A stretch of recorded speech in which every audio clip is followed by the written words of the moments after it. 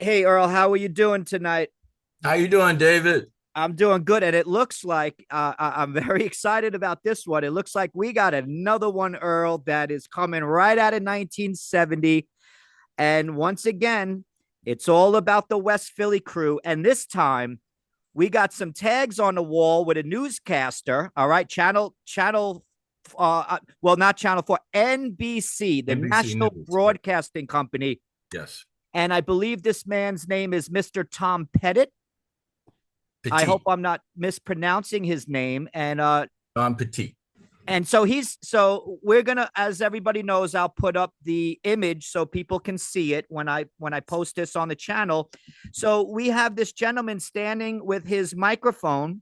He's in front of a wall, and there are four tags. We have Cool Earl, we have the kid, we have Chewy, and then he's partially covering Bad Bad news, News Jimmy. Jimmy. Yeah. Bad News Jimmy. I love that name, man. He was bad news, all right. So tell us a little about Bad News Jimmy, real quick.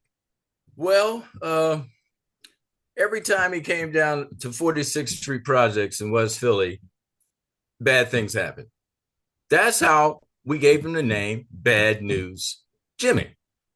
And as a matter of fact, uh, when he went into the military and the Marines, he was standing guard one day, from what I hear, and a superior officer tried to get by, and he was told not to let him by. And the superior officer was trying to force his way through. He took the butt of the rifle, and when you sling it, the butt of the rifle opens up, and it has a metal hook in it, Sure. and in that butt, and he just took out all the guy's teeth. So he was bad news. Bad News Jimmy. Bad news, Jimmy. Yeah. So now, But he was actually, cool with us. yes, actually, in one interview, I think it might be the Aerosol autographers. They mention how Jimmy had just moved from Philadelphia up to New York. Do you know anything about that move? No, I don't. Okay, No, I yeah, don't. I it's just knew he mentioned. disappeared, and I heard he was in the Marines. I gotcha. I'll try to find that. I'll put that up for the folks so they can read it. Again, I think people who are paying attention to this stuff, I think they're somewhat like me, and they love all the little juicy tidbits. So here we have Mr. Tom Pettit. He's a news broadcaster for NBC. Unfortunately, Yes. he's not with us anymore. You Yeah. sent me something about him. He has passed on. I'll put that on the channel as well, along with this video. So But people, he himself, Tom Petit himself, was kind of a famous guy. right, Uh, right. well, he was like 6 feet away from Jack Ruby when he shot Lee Harvey Oswald in Dallas after the assassination Gotcha. of President Kennedy. Yes. Okay. So now you believe the NBC news studio possibly might have been coming out of Center City. I believe around 16th and Arch. Okay. Okay. WCAU, I believe. So this is a quote that goes along with a photograph of this day, and it's undeniable. And we're going to get to what happened while he actually was standing there. But this is what it says: 1970. For better or for worse, Philly is arguably the graffiti capital. And Cool Earl is one of the earliest and best known writers. And that's a quote from Mr. Pettit. Mhm. And it says also, it shows a picture of him and it says here a TV newsman interviews a teenage Cool Earl protecting his identity. That newsman actually is Yeah. Mr. Pettit. So he's in the camera, and this is funny, Earl, because I just shared this with you about the whole mystique of Zorro and how Eddie, the kid, loved that mystique, and how Taki 183 also mentioned Zorro. And Taki just spoke to me. Oh, this is probably a year and a half ago now, but he said how when the New York Times came to interview me, I allowed no pictures. And when Channel 2 No News, pictures of himself. yes, no pictures of himself. Okay, They just have a like we picture. did. Yes, Mhm. they have a picture of his tag name. But Uh-huh. he said also when Channel 2 News, which Yeah. took months to track this young kid down, when they finally found him, he did allow them to put his figure on the camera, but from behind. I understand. So you only saw the back of Taki's head. Unfortunately, it seems like this footage and possibly Taki's footage, it's going to be a hard one to try to track these But you down. know what? It's amazing that, we never met, even to this day, but especially back then in Right, right. 1970. But we're doing the same things. We're There you protecting go. our identity because of our fear. We had 3 years already work in. Right. And only a year after that, we retired. But at that point, the cops were on our case, and they were brutal in Philadelphia, and we didn't want no parts of that. And fortunately, we were track stars. They Yes. couldn't catch us. Yes. Now that's funny you mentioned that. And I'm going to go back to something from another interview where I started to say something and then you said, please, can I interrupt you? So we're going to revisit that now. So this is what Taki said about this. He said, when I start in 1969, the cops didn't know what to do. So they were in an elevator one time. The guy complains, hey, look, these kids just scrolled up and, rode up on this elevator. The cop went, come on, get out of here. Get out of here. They didn't know what to do at that point. You know what I mean? So now we were speaking one time and you mentioned how you said, this is how we were different in West Philly because we didn't bomb our own neighborhoods. We went out to other neighborhoods. Correct. And what I was about to say was there is a bombing team in New York City that starts right around the same time as you guys. Again, there's earlier history with the signatures and street numbers in New York, but these guys are one of the first, like you and the kid and Chewy, to start to go out of your neighborhood. And those two individuals are Julio 204 and Jag. And don't forget Cold Duck. Yes, yeah. but Cold Duck does come a few months after you guys. Yeah. But so getting back to Julio 204 and Jag. But it was still in 67 before bread. Oh, definitely. So, definitely. Cold Duck was before cornbread as well. And so Bobby Cool. We need to make that exactly. Bobby Cool and Bad News Jimmy. Yes. So now getting back to Julio 204 and Jag, these were two kids that went to school, hung out together. And what they would do was exactly what you guys were doing after school, getting on the train, going downtown to shopping districts, boosting and stealing things and marking their trail. And now I want to go even deeper with this. Again, this is the beginning of 1967 with these guys, just the same as you guys. And it's funny how they mentioned the same thing on the trains. We were young Robin Hoods. Yes. So it's not to say that they never wrote on the platform wall, and it's not to say that they never wrote on the metal part of the inside of the train. But what they did is they did what the kid mentions, where the advertisements used to be. Yeah. That sometimes they would literally write on the cardboard advertisement or remove the advertisement. Or they would have not been there. Right. Or the frames were still there. Yes. Yeah. So, and they would utilize that frame to write their names. So that's exactly what Eddie, when he first wrote my name, wrote it in between those frames. There we go. So again, this is amazing. And no manipulation by Cornbread. This is just happening because the same thing that you guys are doing, going out and boosting, writing your name up, Julio 204 and Jag were doing the same exact thing and actually utilizing some of the same spaces. So when you mentioned Taki and having this, Zorro, this anonymity and wanting everybody loves Zorro. Yes. And so to think that you guys are these are the roots. You guys are seeing the same things. You're seeing the Kilroy. You're seeing the Bobby Beck. Yes. Ed says, yes, I saw it. But most of all, for me, it was the anonymity of Zorro. I was going and boosting. We were all going and riding the trains, leaving our neighborhood. The Z? Who doesn't remember Zorro's Z? Leaving the neighborhood and marking a trail. So to know that Julio 204 and Jag are doing the same things that Chewy, the kid, and Cool Earl started doing, This is amazing. And it also debunks, once again, the whole nonsense of somebody sending something to another city. Do we realize how complicated that is really when you think about this and one person trying to lay claim to this? It's literally ridiculous, you know? It really is.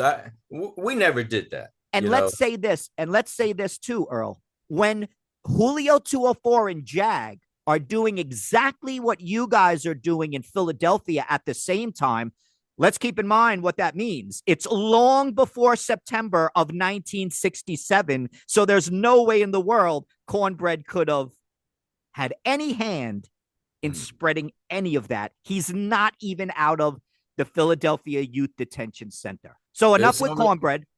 That's only logical. But that's logical. This is I mean, if you're a logical person, you would have, come to that conclusion. This is what's so fun to know, that the way it is sparking in New York, and at first, and again, just to let folks know, in New York, things were very similar. And this is where I was speaking about it when we got onto something else last time, is that I had mentioned that Dr. Cool #1 basically said I had to stay in my neighborhood for that first year because of how violent it was. So that's what was going on also in New York, is he didn't venture out of his neighborhood like you did. So when he we were different. The West Philly crew, it was just as violent there. We had guns pull out on us in school.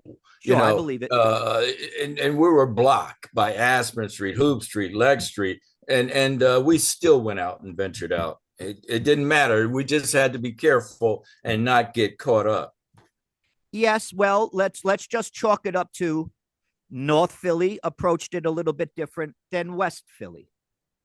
That's what happened. But now also it gives more credence to what Dr. Cool says, is in that year, he had an opportunity to tag up North Philly. So when Cornbread gets out of the youth detention center, that's what he's seeing on the walls in his neighborhood. And that's why Dr. Cool says, I raised that boy. But once again, I would love to just, and I'm working on that now, I have had a phone conversation with Dr. Cool #1. Dr. Cool #1 and I have spoken. I told him some of the things that I hear doesn't exactly match up. He assured me, I'm not mad at you. I would love to speak with you and tell my story. I don't want to get too much into other people's stories, and I credit him for that. But Dr. Cool and I, we had a good conversation. There was no animosity. Again, we disagreed on a few things, but I invited him up to the conference, and I'm hoping Dr. Cool comes up to the conference, and he seemed happy to be invited. So shout out to Dr. Cool #1. Shout out to Dr. Cool. I cannot speak for anybody else except me and sometimes my crew. But I think Dr. Cool and Lewis, T-Bob's Sketch, and Dr. Hank, and all the rest of them, they've been cool with me, and they've only embraced me with open arms. Yes. Now we're all brothers in my eyes. Yes, and that's how I definitely view this world. And for whatever differences there are in different cultures, the difference is it does not measure up at all to the fact that we are so much more alike than we are different. And the bottom line is, everybody wants to make sure their family is doing well. Everybody wants to have family life, a good job. Everybody wants to have a peace of mind on the weekend. And that's everybody. And they say music brings people together, but we can add graffiti as well, brought people together in a peaceful way. Yes. And in a productive way. And when you mention the music, let's not forget the story I told you. So it was a black gentleman who rushed to Curtis Mayfield's wheelchair as fast as I did. I'm a white dude. And here's this black gentleman and a white gentleman kneel down at the feet of Curtis because he was in the wheelchair. And both of us moved basically to tears, thanking him for what he did and the songs he wrote and how it affected everybody. You are 100% right about that, Earl. And I noticed that music and musicians don't get caught up in this stuff. Oh, you can play? Hey, that guy can play good. Let's play Let together. let's jam. You know Yep, what I that's mean? right. So now there is one name that I know is going to come up and people are going to begin to ask. So let's just address this real quick, and then we're going to talk about what you remember from that day with Mr. Pettit. So in the article, Spray Vandals Leave Mark on City, there is one third name written alongside Chewy and Cool Earl, and that is Mr. Byrd, Byrd. Now, Yeah. from the research that I've done, Mr. Byrd was a wall writer, but he was wall writing as part of a gang. Now, if I can track any more information down on that gentleman, I'd like to, because we're not leaving him out. He's on that line along with you guys. If We I have can not. say something, Yes. I've seen Mr. Byrd's name no more than twice in my life, but I do recall seeing it in Southwest Philly. Okay. And Yeah. early on, right? Is that correct? Or if you had to put Well, a if year he's to it if he's in the newspaper with me and Chewy in 1970. alongside of Kilroy and Bobby Beck, it had to be early on. But as far as coverage goes, I don't want to bash nobody, like I always No. say, but he didn't compare with Chewy and Cool Earl or Right. Klepto Kid or Cold Duck, Bobby Cool, Bad News Jimmy, none of us. And again, that's why I believe, from what I've heard, he was in a gang, which meant that he was only trying to mark his territory. Well, maybe we didn't see his name that much because maybe I don't want to wish nothing bad on nobody, but Right. gang warfare is no fun and games. No, it's not. It's And not. he And a might matter have of met a bad end. yes, and me and the Cool Klepto Kids spoke about this not too long ago. Young folks, please put the guns down. If you Yes, have please. to, hammer out some differences, go to the fists, shoot the fade, put the guns down, and enough is enough with that. Actually, it's actually ridiculous at this point. So now that we Pick spoke, up an instrument and go to yes, school. yes. So Think about your future. yes. So now that we spoke about Mr. Byrd, because I didn't want people to think that I was trying to cover him up or anything or just roll over him. It's just that people hadn't seen that name so much. But you actually can confirm whether it was just the once or twice. You do at least remember seeing it on a wall in Philadelphia. Yes, correct. It Okay. might have been only once, but I'm gonna give him the benefit of the doubt. Maybe it was twice. Certainly. So now, and here it is. We got a lot of good stuff out there. So let's get back to For Better or For Worse, 1970. So now tell us, what do you remember? And if you don't remember, that's fine as well. But how do you think you would have been tracked down in the street with people with the news cameras? What do you remember? You mentioned something concerning Taki, how they took 6 months to find him. Well, we were in the papers quite a bit, and we made our marks, and it stung. And possibly they were looking for us and tracked us down. And maybe, just maybe, they may have gotten in touch with well, let's keep in mind, Earl, this is I don't know. 1970. I No, really can't say specifically. This is 1970, Earl. So you only had that one article, and that was August 26th. So this gentleman is standing here in a suit. It's not wintertime. No. So I think this is right around the same time. But this was inside a building too. You're not supposed to wear a coat inside the building. So we don't know what.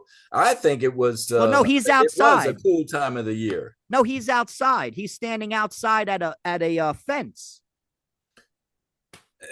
He's outside. Okay. I looked at it as some plyboard on the wood, and it was inside a building that they set up for us, and that's why we were off to the side. We weren't outside where cops can drive by. It wasn't outside. Okay, so are you saying you think they might have set up the board for you guys to go just like Mike paint? Douglas set up his boards for us. Okay, but what I do see is there's advertisements taped to the board. Yeah. Well, either way, whether it was inside or outside, there's no way it was outside. Here's another incident from 1970 where the news is tracking you down first, the West Philly guys. So let's go back to that again. 1971, yes, a lot of people are being reported on by 1971, but in the calendar year 1970, we are talking about one news article, the first to mention names. And now we're talking about Mr. Tom Pettit from NBC interviewing you guys on television. So, okay, so what do you remember now as far as what you were telling me about being off to the side? Tell the viewers what you remember. Him asking why we do it, what was the reason for it, what do we hope to get out of it, and we more or less told him about recognition, or we want to bring light to our plight, our impoverished plight in the projects in 46th Street in West Philly, yes, between Fairmont and Brown, and we wanted a better life, and we did it also. After a while, we did it because of competition between one another, between the West Philly crew. We had competition, even though we weren't selfish like some writers. I'm not going to mention their names, but we wrote each other's names. Sometimes when we weren't even there, we took care of our partners. Right. But it was all about, hopefully making a better life for us and enriching our lives and making money and jobs. Right. So, and again, and after a while, it did happen that, coincidentally, the girls came along with that, popularity. Yeah. Popularity, girlfriends, a lot of pretty girls. Let's not forget, Earl, you were macking that day when you brought those 3 girls by. You had one for Chewy, you had one for Daryl McCray. Yeah, you were the man, Earl. So now, with that said, I really wish that I was blessed. Yes, I really wish that some of these adults who are on the scene would be the ones who are still with us, because Mr. Tom Pettit is not with us. I'm going to reach out again to Columbia University to try to get a hold of Sandy Padway. Yes, definitely, because I have some questions for him, and it goes back to why didn't you tell the young kids in Philadelphia that you were quoting the Herbert Cole study, Names, Graffiti, and Culture, and informed them that, hey, we have this study here, and you know what? The kids in New York are doing it as well. You know what I mean? Still alive? That's really my Sandy question. Padway and Herbert Cole are still alive. So I had a phone conversation with Herbert Cole today. They're up there right now. Oh, Herbert Cole's 87 years old. I also had a conversation with Professor Cecil Brown, the man who wrote the foreword for Hog Butcher in 1966, and he confirmed for me that script was never changed. It never had anything to do with Philadelphia or graffiti. And he's also up there he's maybe 82, but I did a Zoom with him yesterday. It's going to be on the channel soon for everybody. And this is what's funny. It's a small world. He knows Herbert Cole for decades, and they worked at Berkeley together, and it looks like they might get on the phone to talk about old times, and that's all because of me cold calling people and asking them questions. You know what I mean? So, and networking. I'm going really deep on the research, and it's showing and it's paying off. And when you have folks on the phone who are 87 years old, and we're waiting for Mr. Bob Rivera to come back from vacation. And that's another gentleman who we're going to have a Zoom with. And he's excited about that. And it's he's a very nice gentleman. Yes. And again, Earl, it's the fact that they were adults while you guys were doing it. And there's certain things adults remember that kids might not be paying attention to. Would you agree with that? It could have been the way we got connected with a lot of things. I know that's the way we got connected with the alternative graffiti workshop program, and how we got connected with doing different murals throughout the city, not only on 16th and Chestnut next to the Fox Theater, but the stripes right below the Philadelphia Art Museum. No one talks about that, but we did that. And possibly also, this is how you got on Michael Douglas. But you know what? Let's talk about this right now. Can you tell me the story of the I-beam? Well, you've seen the pictures of me and Cool Klepto Kid and Cold Duck painting on the construction site Yes. ply boards, Yes. blocking the mess below Where of the was that? construction people. This was 16th and Chestnut, next door to the Fox Theater. Anyway, later on, me and Eddie decides to creep on down there where they were doing the work, and we seen an I-beam, and when the coast was clear, we wrote our names. And Okay. lo and behold, of course it was going to be lifted up, but we didn't realize how high it was going to be lifted up, and it was going to be facing with our names on it, it was cool. That was Right. unexpected. But we just thought, hey, put our names here and get out of here. We didn't expect, the grandeur of it all. Right. That it would be elevated and Yeah. So how high up do you think it made it? I really don't know. I So really did don't you know, but see? I think it was this building was 40 stories? Yeah. So after it was elevated and on the building, did you actually see it at all? I've never seen it, Okay. but Eddie told me about it. He said, "Remember when we wrote on that I-beam? Guess what? Yeah, Well, it's because interesting. I-beams are there one day and then it's covered another day." Yes. And you know what?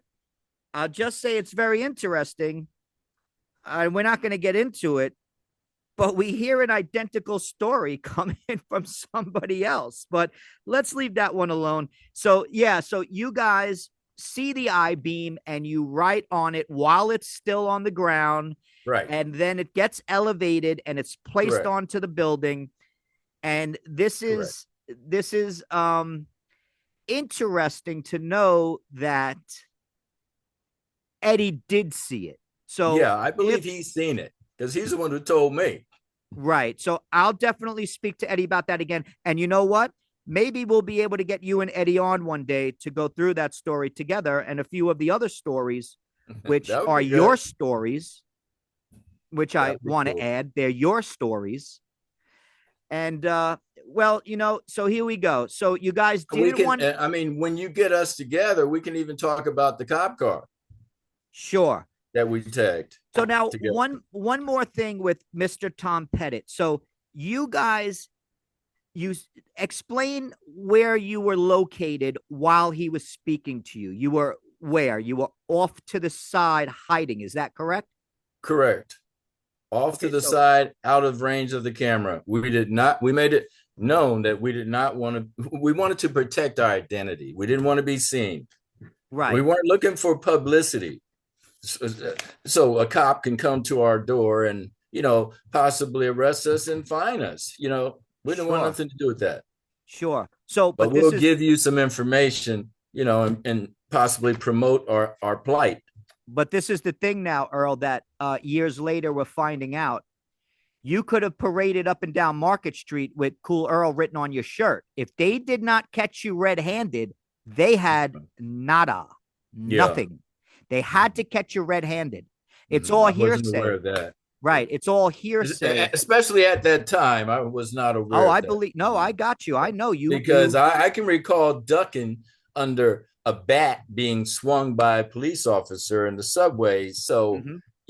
and in the New York thing with Top Cat, there was an incident with cops. And you know So, what? You know but what? because I was a fast runner, I got away. Right. So once again, unfortunately, and I know people are waiting for the Top Cat story. We're going to keep them waiting because we don't have time on this one. So let me just ask you if Okay. so Mr. Tom Pettit would speak into the camera, into the microphone, and then what would he do? Sort of extend his arm with the microphone so that he can pick up your voices? Is No, no.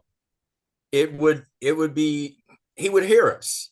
We okay. didn't have any microphones. I don't recall no microphones. We were just talking. We were that close, but we're out of camera range. Got you. So his Yeah. microphone that he was holding here in the picture was able to pick up you guys. Yes, it's just like being in a room. A person can talk, Sure. and another person can be over there, and you can still hear them. Well, I'm sure everybody's going to hear today my voice, how excited I am about this, because again, 1970. We got the article, West Philly guys. Now we have the first news story where folks are coming out and actually trying to track down some of the young wall riders. And who is it? Once again, Cool Earl, Chewy, the Kid, and Bad News Jimmy. So this is just amazing stuff. And we're going to continue to dig deeper because what's happening is we're coming out from underneath the nonsense that has and you know, I like to say one thing if I can. And Sure. this was early 1970. This was after putting in a lot of work to get on TV. And there's other people wasn't even in the newspapers. Yes. And what's also, very interesting about this is you guys had to have made such a mark because they're coming for you. They're not coming for other people. Yeah. They want Cool Earl. I'm going to say it right now. Cool Earl was the most popular name on the walls, even popularity wise, as far as articles and stuff. You have the most mentions from 1970 to 1973. We've gone through this. You're mentioned in so many. I'm up to like 24, Earl. Nobody even comes close to 20. Okay. No one even comes close to 20 at this point. So here it is.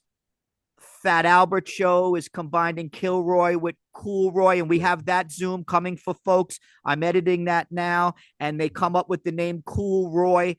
Yeah. This is just showing how popular your particular name was. And I like Cool Earl. It has that flow, the 4 letters ending in the L, and the way you wrote it, it was the cool was on top, and your E kind of hooked on to the C, know. And you told us, and you were honest, and you said it wasn't until around that time that this style started, that it took years. It was a progression. And that's correct.